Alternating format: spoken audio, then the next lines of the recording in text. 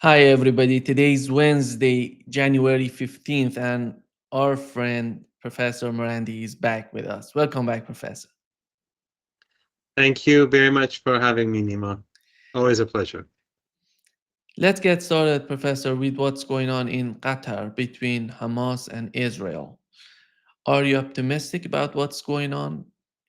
Are we going to get something important and maybe permanent in terms of the conflict in Gaza?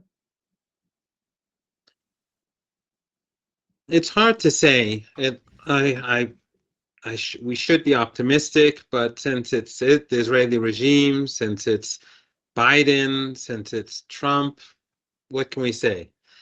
Uh, from what we are hearing, this is more or less the same proposal that Biden put forward in, I think, May um, last year. So, and also what was negotiated about 6, 7 months ago.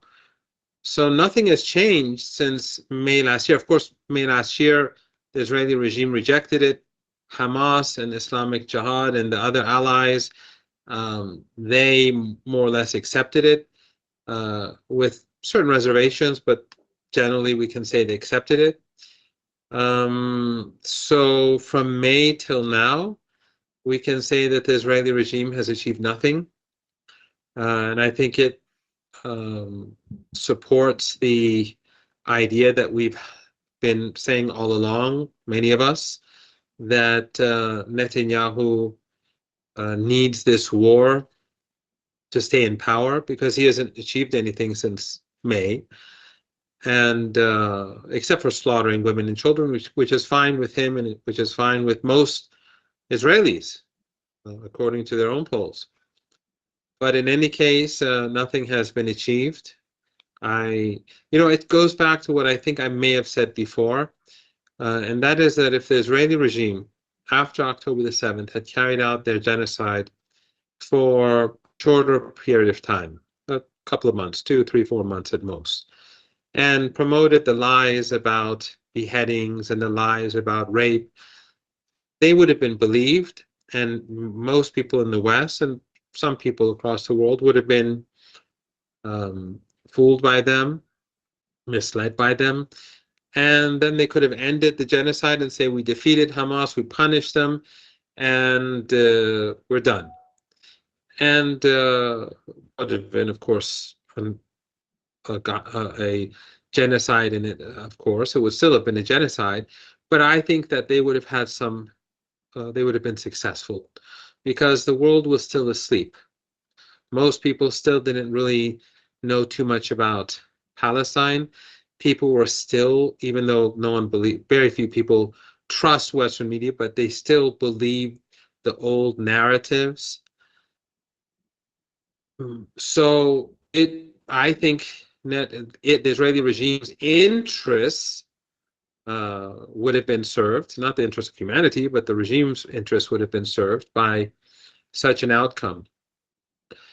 But since Netanyahu needed to stay in power, and because his coalition is of the more extreme faction of Zionism, which is extremist in itself, he had to continue this war. So this war was more about Netanyahu than about the Israeli regime. And his interests are not the same as the interests of the Israeli regime. So by continuing the war, since I think it was May when Biden gave that proposal, um, this it was he was working against the interests of the Israeli regime and working in his own interests. And what we have today is an Israeli regime that is almost universally recognized to be genocidal.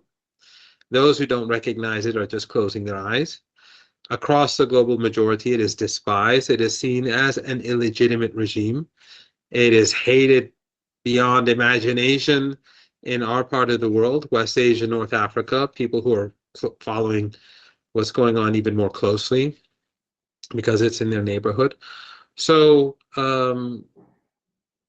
I think if this happens, if the ceasefire happens, it is a major defeat for the Israeli regime. It is a major victory for the resistance and the axis of resistance, meaning Hezbollah, Hamas, Ansarullah, Islamic Jihad, all of them, and of course Iran, um, because they've all been supporting each other during this period. Iran, of course, has been funding the resistance in Gaza and giving them aid throughout this period, and they will do so in future through the means that they have and to do so. So, but of course, that doesn't mean that things will end.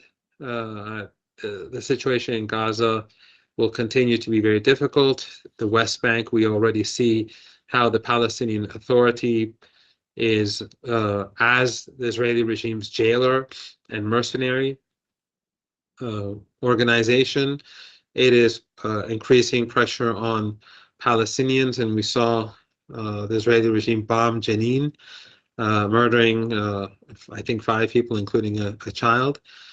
So the regime has not changed in nature. It will continue to be aggressive. It will continue to ethnically cleanse people in the West Bank. It will continue to occupy Syria. But it is a major blow. It is a major blow. No matter what Trump may have promised the Israeli regime, I think this will, if this ceasefire goes through, it's a major defeat. How much of what's going on in Qatar between Israel and Hamas is related to the political changes that are happening in Washington in terms of the Trump administration coming, and we've learned even that Trump envoy is in Qatar in these talks, participating in these talks. If Trump is able to do that, if Trump was able to make this sort of arrangement in Qatar, why did the Biden administration not try that, in your opinion? Well, the negotiations began soon after Trump won the presidency. And the Iranians are, of course, giving their advice to Hamas and Islamic Jihad, and they're all working together to find a solution. My understanding is that the negotiations have been going on secretly and in the open for about 40 days now, around 40 days or so. And that is one major reason why Iran hasn't struck the Israeli regime, because these negotiations were taking place. And I think that if Trump hadn't, I'm guessing here, that if Trump hadn't won the presidency, we wouldn't have these negotiations. Of course, that doesn't mean that Trump is going to be any better than Biden, but Trump has his priorities. The United States has many challenges at home and abroad. And while he's completely unpredictable, so I'm not going to make predictions that will definitely turn out to be mistaken. But I think that this necessitates for him to bring a ceasefire about in Gaza. And even though he was saying all hell will break loose if there's no ceasefire before I come to office, Hamas knew that they had to stick to their guns and to remain steadfast and to stick to the conditions that were decided upon or discussed in May and again 6-7 months ago. And time was on their side, because Netanyahu, Netanyahu, he is totally dependent on Trump, and Hamas is not, and the resistance and the Axis is not. So their calculations turned out to be right, assuming that there's a ceasefire. Of course, I'm sure that Trump has also promised Netanyahu different things, but I don't think Trump can promise anything to Netanyahu that Biden has not already promised or given to him. I don't see any, special card up Trump's sleeve, which didn't exist under Biden. So there's a good chance for a ceasefire, and I think without a doubt, this is for whatever reason, it is because Trump won the presidency. Do you understand what are the priorities of Donald Trump? As you've mentioned, he was talking about bringing hell to Gaza, which doesn't make sense because it's hell right now. And and on the other hand, he was trying to force Netanyahu by sharing the video of Jeffrey Sachs and saying that Netanyahu is responsible for many of wars that the United States was committing was implemented in the Middle East, in the West Asia, even in Libya. Here is the question: what are the priorities of the coming administration, of the Trump administration, and how do they see Iran in the whole situation? Again, it's impossible for me to really say because Trump is so unpredictable. There have been quite a few meetings and seminars in Iran that I've been invited to discuss. I'm not with other academics who are better than I. The Trump administration and Trump coming to power and what that would mean. And I declined all of them because I said, I don't know. I really have no idea. I don't know what Trump is going to do. Uh, he's so unpredictable. I hear so many different predictions from so many different people, and those predictions, all of those people who make those predictions at the end say, well, how do I know? So when others living in the United States, experts who I respect, when they don't know, what can I say? But definitely West Asia is a priority and a key priority. Not, and of course, U.S. antagonism towards Iran goes back for well over 4 decades. But U.S. antagonism towards Iran is, I think, very different in nature from U.S. antagonism towards China. U.S. antagonism towards China is about power and power relations and who will rule supreme over the world in the coming years. Of course, I don't believe that China has that ability nor the ambition, and the United States has the ambition, but it doesn't have the ability. But and there are many reasons why I can go into China. Um, I know a bit about China. I traveled there often. But so it's about power. It's about the United States wanting to preserve the current order. With regards to Russia, I think it's not dissimilar to Iran. Russia, of course, is more powerful than Iran. It's larger. It has a larger population. It is the biggest country in the world. But to a degree, it is similar. And I think it goes back to the Cold War and the animosity that existed then, but it also goes back to Orientalism. This Orientalism that we see in the West does exist with regards to Russia as well in the 19th century, the 18th century. With regards to Iran, it is Orientalism, it is Eurocentrism, it is American exceptionalism. In addition to that, it is the revolution itself, which made it, it was an anti-hegemonic revolution, and it was an anti-imperialist revolution, which supported liberation movements across the world and in Africa, Asia, and Latin America. And for that, the United States never forgave Iran. But in the case of Iran, I think it is more emotional than Russia and than China. And that the United States, its animosity towards Iran is to a large degree because of the Israeli regime. It is because Israel, the regime, dictates U.S. foreign policy, dictates U.S. priorities. So U.S. media is hostile towards Iran because it's under the influence of the Zionist lobby. Some people say Israel decides what happens. Some say, the United States decides what, they have the upper hand in the relationship.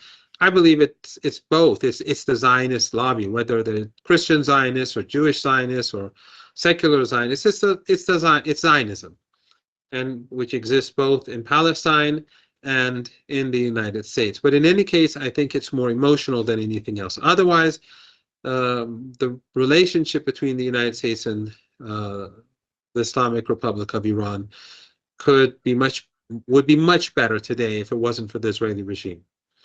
And the United States, its policy in this region has been to antagonize anyone that has a good relationship with Iran. It has been to undermine Iran and its allies or any entity in the region that may be perceived as a threat to the Israeli regime. So the Israeli regime is really a liability for the United States.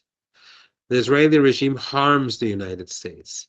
It's a burden to the United States. The destruction, and to Europe, the destruction of Libya, the dirty war in Syria, the destruction of Afghanistan, of Iraq, the destruction in Lebanon, in Yemen, and elsewhere, all the destruction that we have across the board, and the attempt to keep people back and keep nations poor in this region.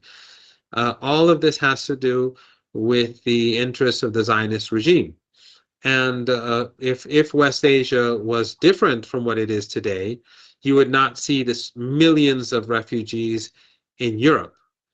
You would not see the rise of right-wing fanatics in Europe. You would not see the rise of fascist and semi-fascist movements in Europe.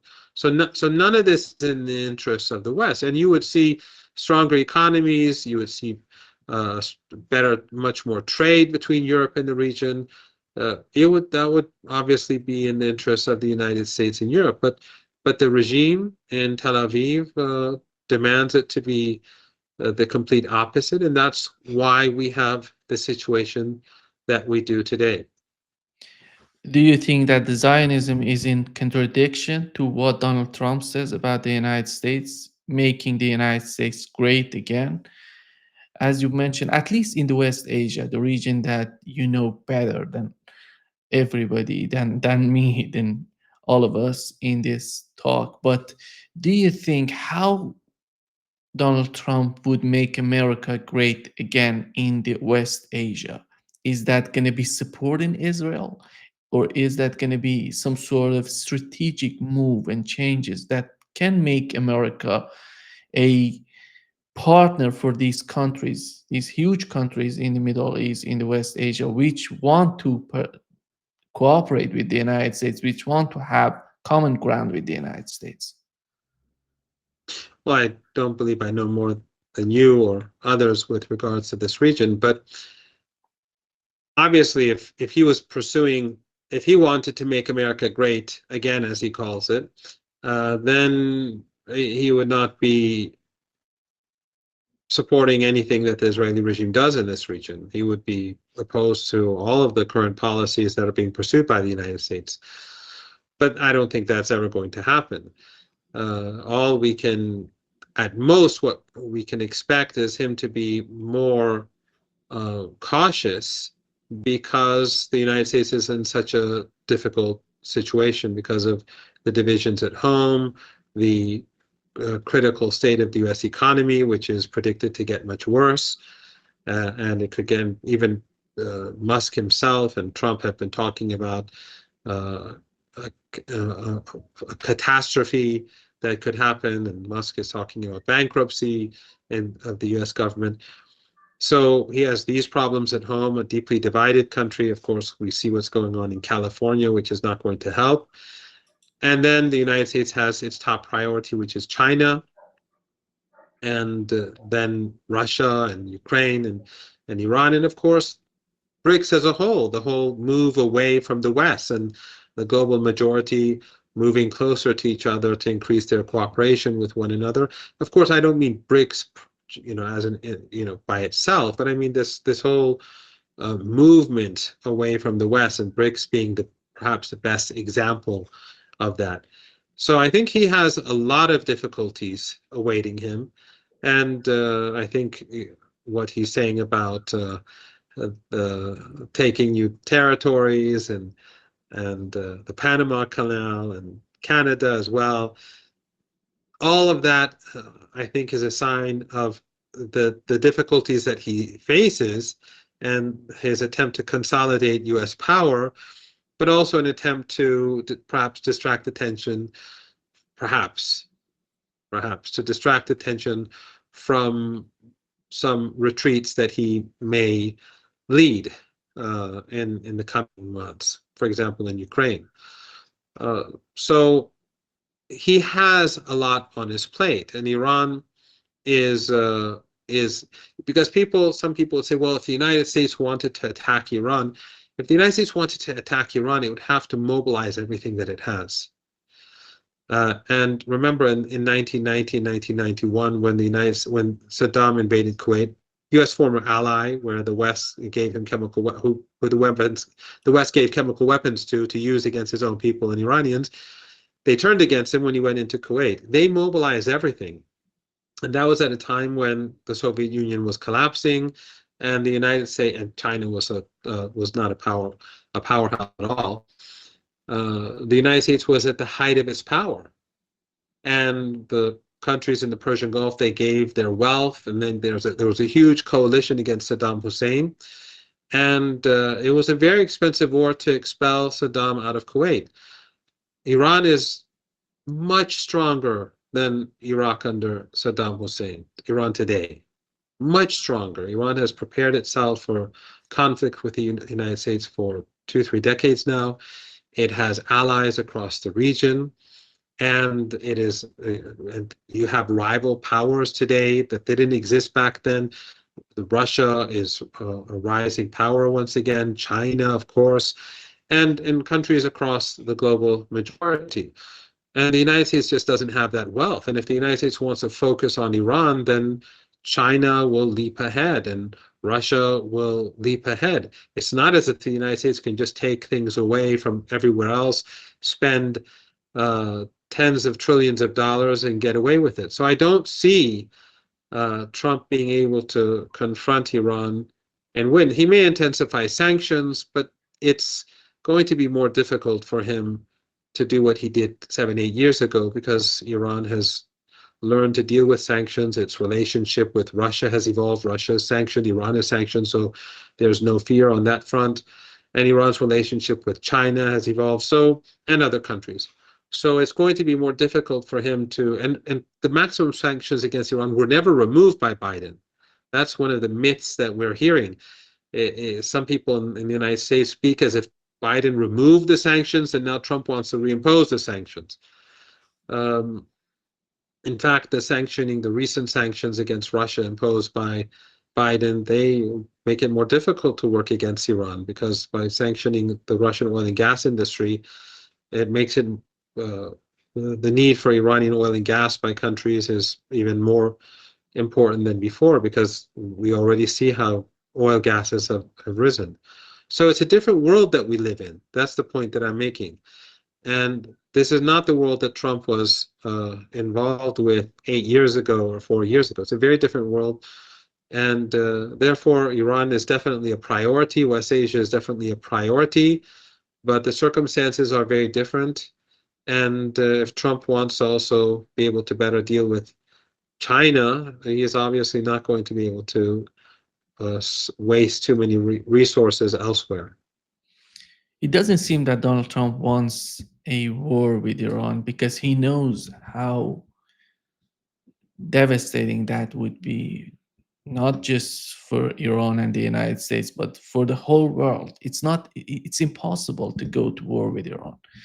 And on the other hand, we know the sanctions are not that powerful that they used to be before. I would mention the war in Ukraine, before the conflict in Ukraine. Right now, everybody knows, because of the rise of BRICS and the countries that are understanding the changes, the economic changes, they need some sort of move toward a new system, which would be BRICS, and the way that they're trying to manage the situation. But after all, if sanctions are not working, are not powerful enough for the United States, if war is not working for them, what would be the option? It would be negotiations. What Donald Trump wants to do with negotiation, because he was responsible for withdrawing from JCPOA, which was very comprehensive agreement between Iran and the United States. What else Donald Trump would need from that sort of negotiation? He wants to be his name under that agreement because I did the negotiation, because many people in the United States are believing that he wants his name under his name, the as the main negotiator with Iran. What is happening in his mind in terms of negotiations with Iran? That's quite possible. And for Iran, it doesn't matter who's negotiating with it. What matters is whether Iran's sovereignty, Iran's rights are preserved, and whether the rights of the people of this region are also preserved.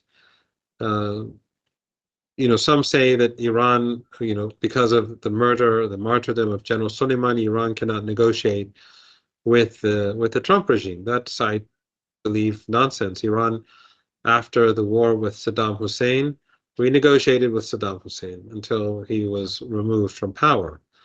We had relations with Iraq. We would even send pilgrims to Iraq during Saddam Hussein, partially because people in Iran wanted to go on pilgrimage, but also to help the Iraqi economy because it was so broken by the U.S. and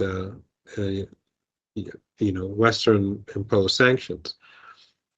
And of course, what Biden did to our region is far more ugly than what Trump did before Biden.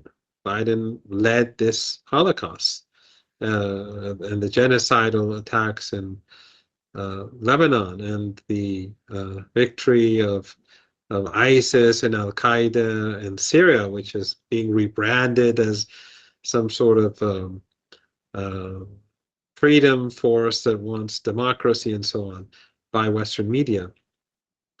All of these have been carried out under Biden, and Obama wasn't any better either. We have to always remember that these maximum pressure sanctions actually began under Obama.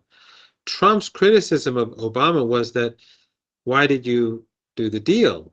You should have kept the maximum pressure sanctions. So that the targeting of ordinary Iranians in such a vicious way began under Obama. But Obama started the genocidal war in Yemen. He gave Saudi Arabia and the Emirates a green light to carry out the onslaught against the people of Yemen. He was the person who began the dirty war in Syria. Timber Sycamore was his. Erdogan was key to carrying out the atrocities.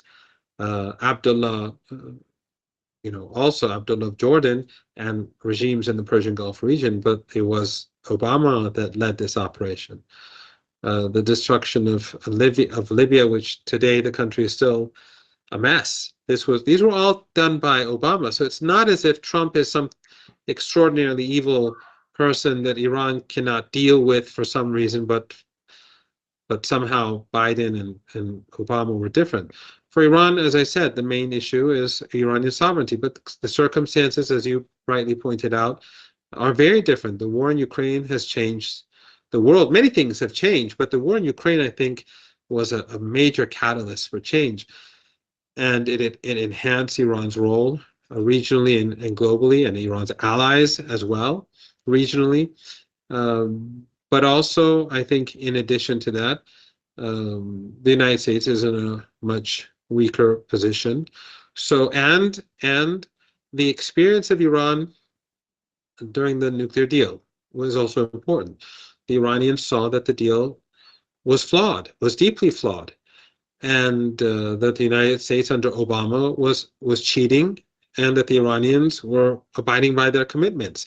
Near the end of the Obama regime, some people say, why do you keep calling them regimes? It's because they keep calling Iran a regime, so I'm reversing the narrative. But the head of the Iranian central bank, he said that nothing has changed. Nothing has happened. They've achieved nothing as a result of the nuclear deal. So the Iranians now, with the experience that they've had with the nuclear deal, and with the change in the balance of power in the region and the world, Israel is a despised and broken regime, in my opinion. There's no doubt about that. I believe the Israeli regime is much weaker than it was before October the 7th, last 15 or so months ago. So the situation is much different today. It's very different, and I think it's going to change even more so in the future months as it becomes clear to people what's going on in Syria. This is going to be an increasing it's going to be a larger burden for Erdogan. It's going to be a burden for Qatar, and we're going to see concerns in Saudi Arabia and Jordan and Egypt. And we're already seeing these terrorists killing people and terrorizing people, and those people who are supporting them, as they continue to support them while we're seeing these images online, they're going to become increasingly discredited, like the Israeli regime was in Gaza. Those supporters of the Israeli regime became increasingly discredited. So time is not on the side of Iran's antagonists in the West.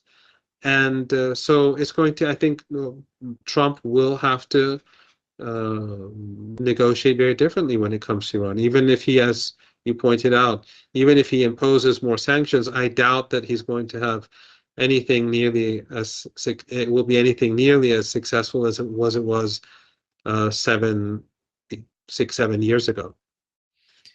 Actually, I do believe that Israel is becoming the situation between Israel and the United States is getting to the point that it's so similar to what Syria was for Iran, and it's getting to the point because they cannot sustain this type of spending for Israel because that doesn't make sense. Why do they need to support Israel if Israel is not, because two wars in Ukraine and in the Middle East, the United States is paying for these two wars.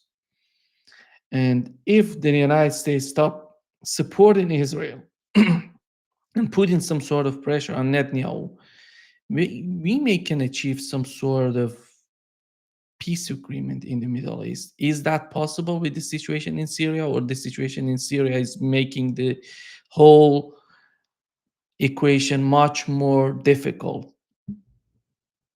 Syria was definitely a burden for Iran, just as Israel is a burden for the United States. The difference, of course, is that for Iran, it was not ideologically bound to Syria. Syria had a Ba'athist party. And remember, we fought Saddam Hussein, who was also the head of another Ba'athist party, although they were at odds with one another, but still. So there was never any love lost for the Ba'athist party. And the only reason that Iran supported Syria was because of those who were standing against the government in Syria, ISIS, Al Qaeda, the United States, the Israeli regime. So Iran saw the alternative as being much worse, and I think it's clear Iran has been vindicated now with the scenes that we're seeing in Syria and the misery that's being imposed upon people from all faiths and from all sects. And there's severe right now, heavy fighting in the Kurdish regions or the Kurdish controlled regions. Israel is different in this sense, in that the elites in the United States are ideologically or at least financially bound to the ideology that supports the regime, the Jewish and Christian and secular Zionists that rule the United States, that control the United States. Otherwise, the regime, as I said earlier, is a burden. So I think that it's going. So I think in the long run, I mean, if the United States was to give up Israel, it would benefit greatly from that. But I think that the United States is going to. This United States is not going to do that unless there is some economic catastrophe in the United States and there's some rapid decline and things change dramatically in the United States. I don't see that happening for now, but I do think that the tide has turned and the fate of the Israeli regime is clear. It's not going to last. Its economy has been broken, militarily it's been broken, but most importantly, the world sees it for what it is. It can no longer hide behind the European Holocaust or hide behind the term anti-Semitism, especially since the Palestinians are the real Semites more than anyone else. But a deal is definitely doable. The Palestinians have, if they have the right of return to their own land, then everything would change overnight.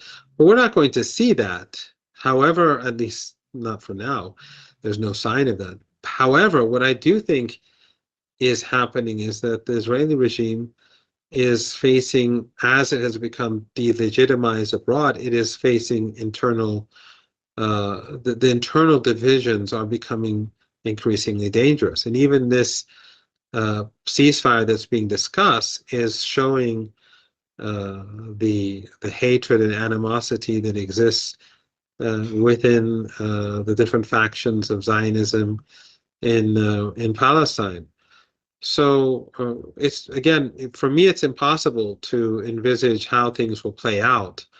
But I think that this United States, with this Congress and this Senate and this hegemony of Zionism that's has its boots on the neck of the American people, under this political regime, the United States will continue to do whatever it can to preserve this ethno-supremacist regime in Palestine. And in terms of what's going on in Lebanon right now, we know that the new president and prime minister, and they're talking about uh, reducing the internal friction in Lebanon. But when it comes to Hezbollah, Hezbollah was trying to help Lebanese government, was trying to defeat and has defeated Israel in southern Lebanon. How do they see these new people in the government? How do they see Hezbollah, in your opinion? You have to, and I know you know this, but we have to always keep in mind that Lebanon is not Gaza.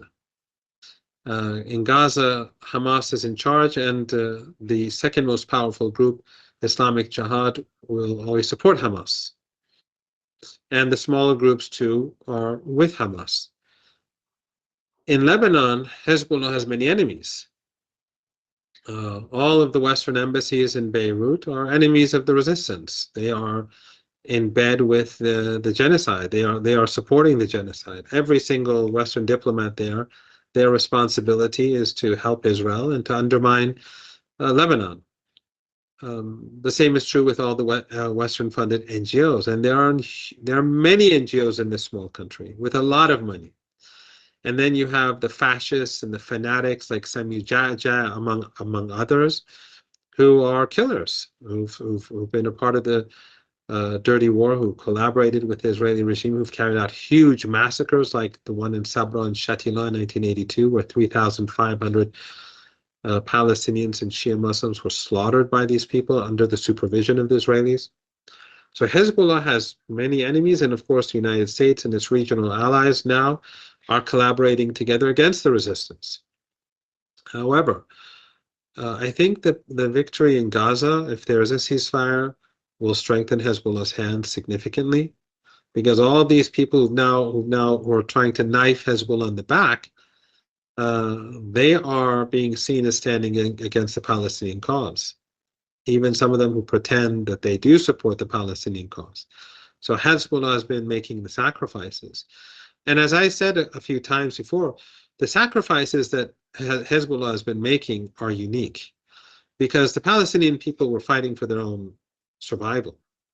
Ansarullah, of course, was fighting to help them too, in Ansarullah in Yemen. But Hezbollah was putting itself, it was sacrificing its own people, because they're on the border with Palestine, in order to help Gaza. And the onslaught against Hezbollah, which failed, was still very costly. Many people were slaughtered, infrastructure was destroyed, and it strengthened, or at least enemies of Hezbollah perceived themselves to become stronger, especially after what happened in Syria.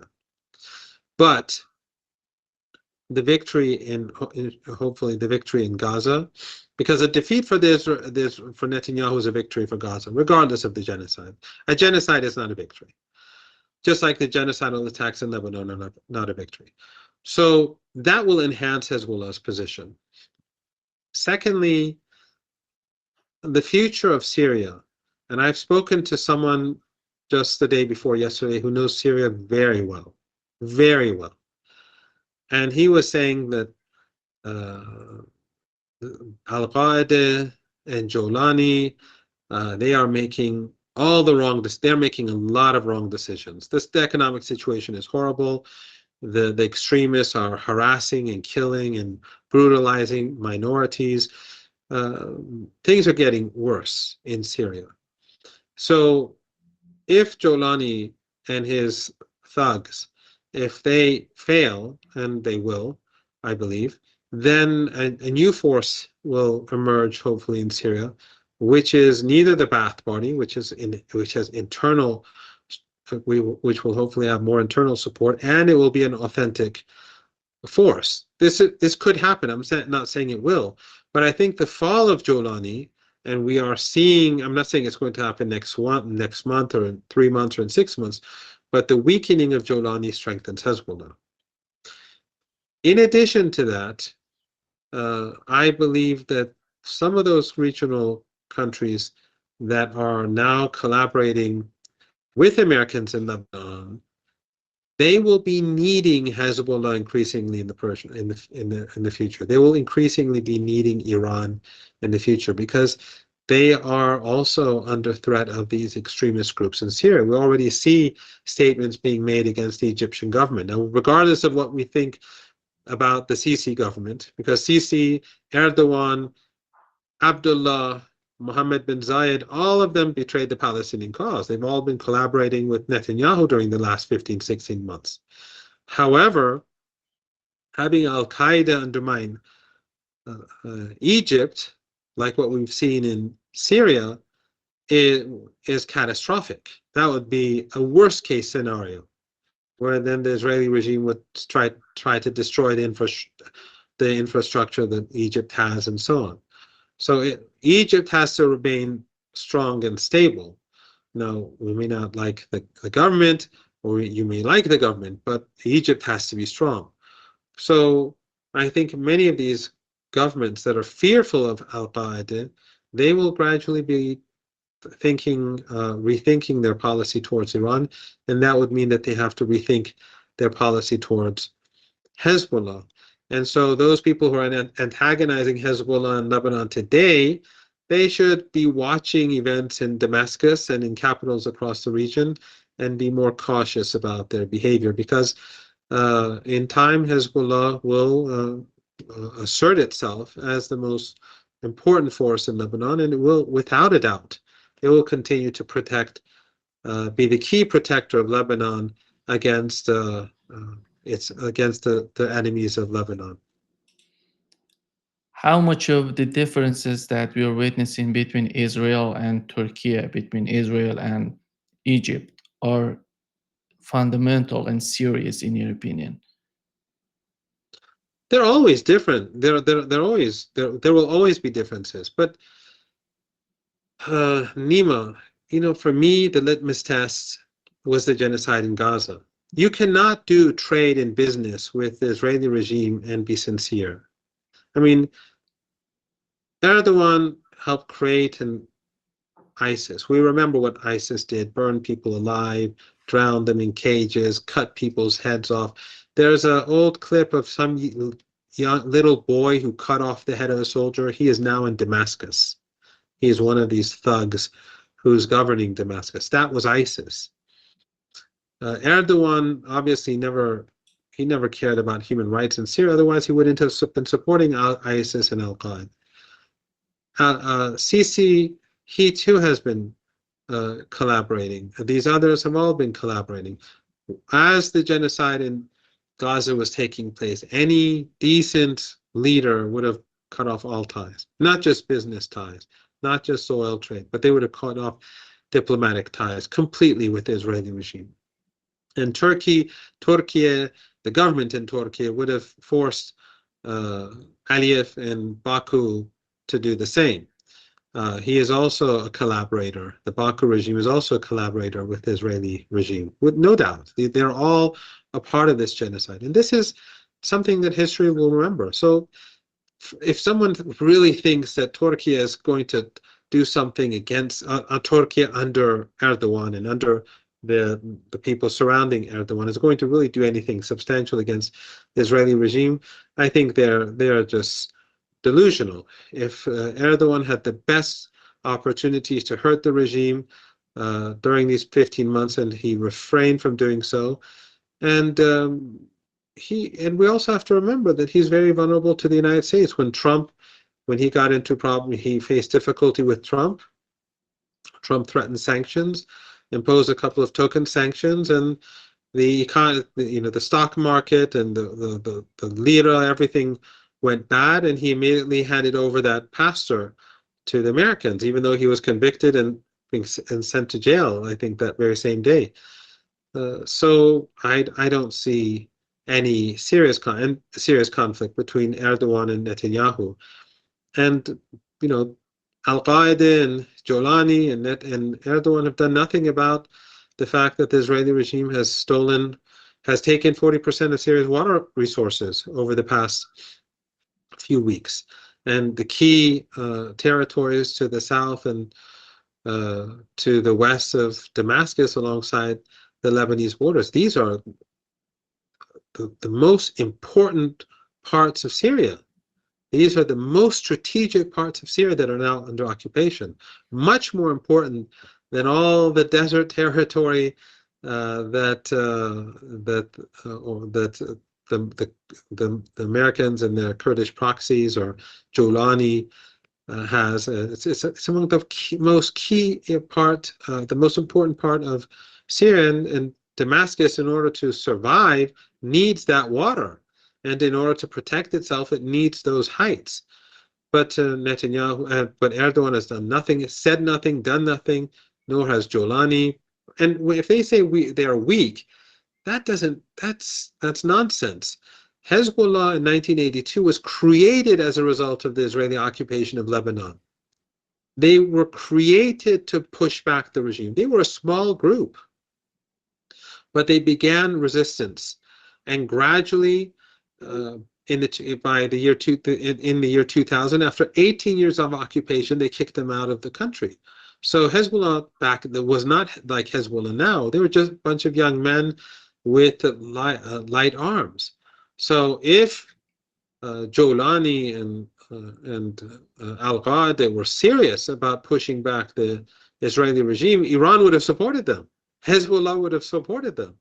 But they're not, because the calculations of Erdogan, Jolani, Netanyahu, their agreements, the behind-the-scenes dealings are very different from what some of their apologists pretend them to be. Their apologists pretend that things are otherwise, but they did a deal over Syria. They cooperated during the genocide. So there will always be conflict. All the countries have their problems with one another. The Israeli regime definitely has problems with Erdogan, but not to that degree. And in your opinion, what is the grand strategy of the current government, Pezeshkian government in Iran? Is that going to be the policy of approaching or getting closer to the east, to the west, or having some sort of balance between east and the west? Well, you know that President Pezeshkian will be in Moscow shortly to sign an agreement that has been negotiated for years, and it is an agreement which all the political factions, the mainstream factions and parties in Iran support.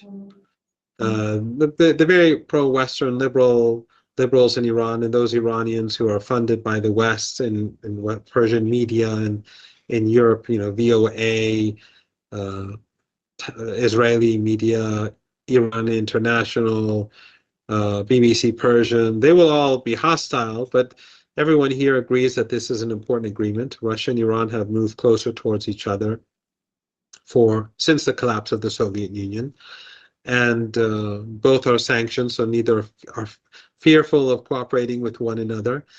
That is going to be important, and whether Iran has the intention, or let's say whether there is an opportunity for a meaningful agreement with the United States or with Europe at some point in the future, Iran needs to be strong in order to negotiate.